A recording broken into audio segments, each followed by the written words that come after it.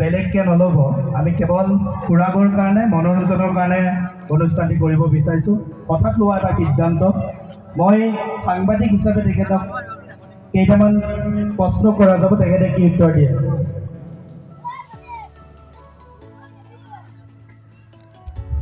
Sir, এই পাঠান চিনেমাখন আহি আছে, পাঠান চিনেমাখনলৈ বহুত বিতৰ্ক হৈ আছে, কি ক'ব আপুনি?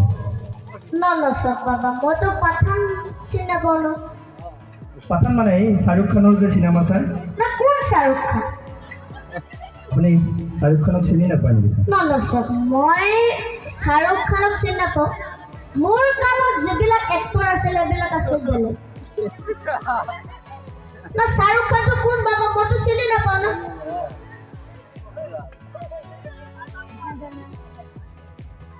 আৰু যি ডক্টৰ বেজবৰা আহি আছে, ডক্টৰ বেজবৰা আচলতে চিনি পাওঁ। আচলতে মই ডক্টৰ বেজবৰা জুবিন গাৰ্গে কৰিছোঁ, কিন্তু এইবিলাক পাঠান চাঠান এইবিলাক আৰু কি আৰু। ছাৰ, এই বানপানীত বহু ৰাস্তা ঘাট ভাগিল, ভঙা ৰাস্তা ঘাটত কিবা দলঙৰ ব্যৱস্থা কৰিব নেকি আপুনি? নলচক বাবা, সকলোৱে সেইটোকে মন্তব্য কৰে। না আগত এখন শৰাইঘাট ব্ৰিজ থাকোঁতে 1 মিটাৰ মূৰত ঢলা খদিয়া কেনেকৈ? এইবিলাক উল্টা পাল্টা প্ৰশ্ন নকৰে। নাই চাওক ছাৰ, আপুনি শুনক, আপুনি কাৰ আগত কথা কৈছে গম পাইছে? মই কিন্তু ডক্টৰ হিমন্ত বিশ্ব শৰ্মাই কৈছোঁ। মই জানো ছাৰ, এইবিলাক উল্টা পাল্টা প্ৰশ্ন নকৰে। মই জানো ছাৰ, মানে কথাটো কি হয়, ৰাস্তা ঘাটখিনিতো চাব লাগিব, গোটেই ৰাস্তা ঘাট। নলচক, আমিতো চুবুৰীৰ পৰা হেৰিলৈকে চাওঁ, ৰাস্তা শদিয়ালৈকে চাওঁ ৰাস্তাবিলাক।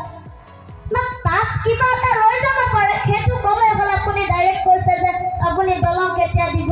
না এইবিলাক বস্তু আছে কি মানে এইবিলাক আৰু।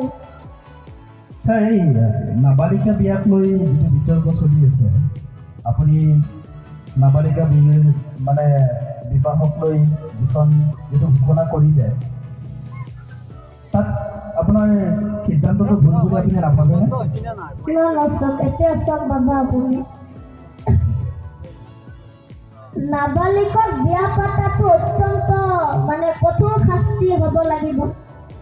আৰু মই প্ৰশাসনক এনেকুৱাকে দায়িত্ব দিছোঁ যে যদি জেলখানা নাপায় মই বনাই দিম বুলি মই ঘোষণা কৰিছোঁ।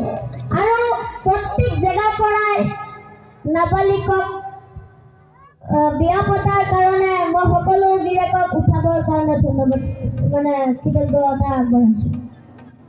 এতিয়া এনেকৈও শুনিব পাইছোঁ, থানা ঘেৰাও কৰিছে, পানী পেচোৱা হৈ খোলাত কিছুমান মহিলা প্ৰেগনেণ্ট হৈ আছে, সেইটো অন্যায় কৰা নহ'ব জানো ছাৰ? নলচক বাবা, এতিয়া চব বহুতে মন্তব্য কৰি আছে যে আপোনাৰ কালৰ আগৰবিলাক কিয় মোক ধৰি আছে। নলচক, আগৰবিলাকতো ধৰিব লাগিব না বাবা। অকল মোৰ কামখিনি ধৰি ল'ব, তেওঁলোকে কি শাস্তি পোৱা নাই নেকি? এইবিলাক বাবা উল্টা পাল্টা প্ৰশ্ন নকৰিবা।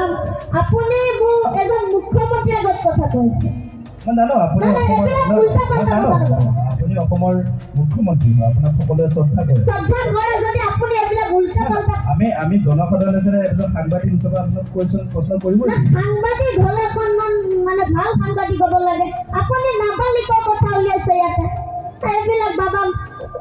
মই যদি শুনক আপোনাক যদি মই দিছপুৰ থানাত পাইপ ভৰাব নালাগে, আপুনি এইবিলাক প্ৰশ্ন কৰিলে মোৰ খং উঠে। উল্টা সাংবাদিকত ধৰি দিছে। ঠিক আছে, যিয়ে নহওক, কণমানি শিল্পী বুলিয়ে কৈছোঁ। চাফিক আলীয়ে নাজানো কিমানখিনি আমোদ দিব পাৰিছে, কিন্তু মোৰ মুখ বন্ধ কৰি দিছে, মোৰ পুৰা মুখ বন্ধ কৰি দিছে। কুৱেশ্যন কৰা ঠিক চেমৰ নিচিনাই হৈছে, হেমন্ত মামাৰ নিচিনাই হৈছে। মামা কওঁ নল'বা তুমি? মামা কওঁ।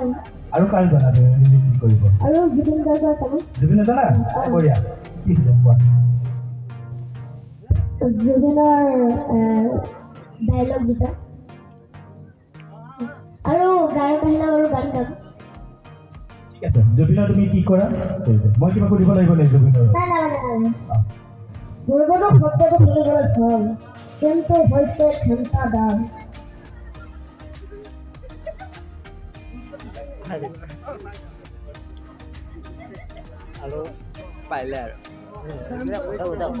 ঠিক আছে আপোনালোক সকলোকে এটা হাত চাপৰি দিব কৈছোঁ কণমানি তেখেতে মিমিক্ৰি খুব ধুনীয়া মিমিক্ৰি কৰিছে তেখেতে চৰ্চা অব্যাহত ৰাখিলে নিশ্চয় এজন এতিয়া খুব জনপ্ৰিয় অসমত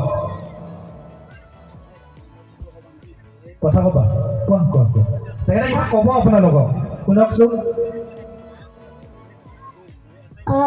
মই বহুত বহুত ধন্যবাদ জ্ঞাপন কৰিছোঁ হামিলুদ্দাক কাৰণ এইখিনি সুযোগ দিয়াৰ বাবে আৰু মই ভবা নাছিলোঁ যে ইয়াতে মই উঠি এইখিনি ক'ব পাম বুলি তেখেতৰ কাৰণে আজি মই ইয়াত উঠি এইখিনি কথা ক'ব পাৰিছোঁ আচলতে হামিলুদ্দাক বহুত বহুত ধন্যবাদ জ্ঞাপন কৰিছোঁ ধন্যবাদ